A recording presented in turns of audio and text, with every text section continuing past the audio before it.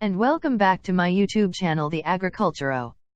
So, I want to share to you on how to control aphids organically. Aphids, family name Aphididae, are a common pest to gardeners, commercial growers, and greenhouses due to their wide species diversity and rapid reproductive cycle. There are some 1,351 species of aphids currently recorded in the US and Canada, of which about 80 species are pests of food crops and ornamental plants. Most get their names from the plants they attack, i.e. the green peach aphid, the cabbage aphid, or the rose aphid. Identification and appearance: aphids are slow-moving and come in shades of green, red, brown, black and yellow. Their oblong bodies have two small tubes, called cornicles, projecting from their rear that are unique to them. These allow aphids to get rid of excess sugar in the form of honeydew. They have needle-like mouthparts which they use to suck juices out of plants. Aphids do not chew. If you notice chewing damage on a plant, look to identify a different culprit. Aphid damage: each plant reacts differently to aphid attacks. Some show no adverse response to aphids, while others react with twisted, curled, or swollen leaves and slash or stems. Symptoms of aphid damage include decreased growth rates, mottled leaves, leaf yellowing, stunted growth, browning, wilting, low yields and death. Due to the way they feed, aphids can vector bacterial and viral diseases, which can be much more difficult to control than the aphid population. For instance, the green peach aphid, Mysis persicii, is a vector for more than 110 plant viruses. One of the most common annoyances caused by aphids is their excessive waste production, called honeydew. This sticky substance drips onto plant leaves and stems and can harbor fungal diseases like powdery mildew and black sooty mold. These can leave plants with unsightly patches and limit growth potential. Once the aphids are eliminated, the foliar fungal diseases often dry up and die. 5-step aphid control. 1. Trap and monitor. Yellow sticky traps work well for outdoor and potted plants where localized monitoring is desired. Ribbon traps are best for row crops and greenhouse settings. They save time and energy while giving thorough coverage. 2. Repellent sprays. Broadcast spray garlic barrier for small or large-scale applications. It gives broad-spectrum insect repellent action with limited contact effects.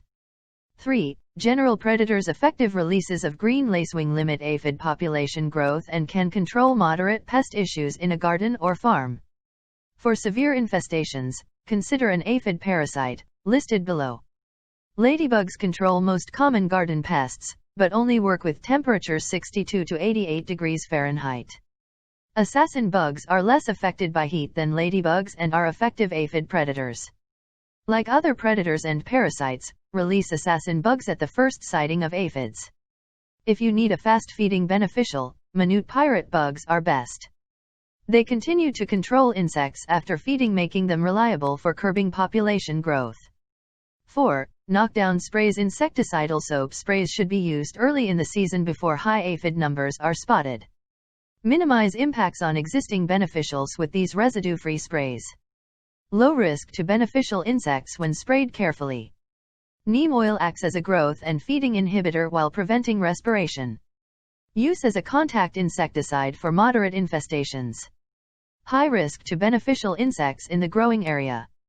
Botany Guard 22WP should be applied to affected crop area to control ongoing aphid issues. It uses Bovaria bassiana to infect aphids, spreading white muscardine disease throughout the pest populations. Provides longer-term control than chemical sprays. Low risk to beneficial insects. 5. Aphid parasites. Aphidius colemanni are most effective between 70 degrees, 77 degrees Fahrenheit. They require 2 weeks for development and up to 200 to 300 aphids are attacked by each female. Fertilized eggs develop into females and non-fertilized eggs develop into males. The female has a pointed abdomen, while the male's abdomen is round-shaped. Aphelinus abdominalis like temperatures beginning at 68 degrees Fahrenheit. They are very versatile because they parasitize a wide range of aphid species and work effectively in fields and greenhouses. Aphidius urvi consume larger aphids and prefer temperatures between 65 degrees to 77 degrees Fahrenheit with relative humidity of 60 to 80%. They work at higher temperatures but show a decline in activity at temperatures above 86 degrees Fahrenheit. Aphidoletes Aphidamisa controls aphids including the green peach aphid as well as the hemlock woolly adelgid. Aphidamisa prefers greenhouse and indoor environments with temperatures 60 to 77 degrees with relative humidity of 70%. Thank you for listening. Hope you enjoyed. Please comment, like and share or you'll hurt my feelings.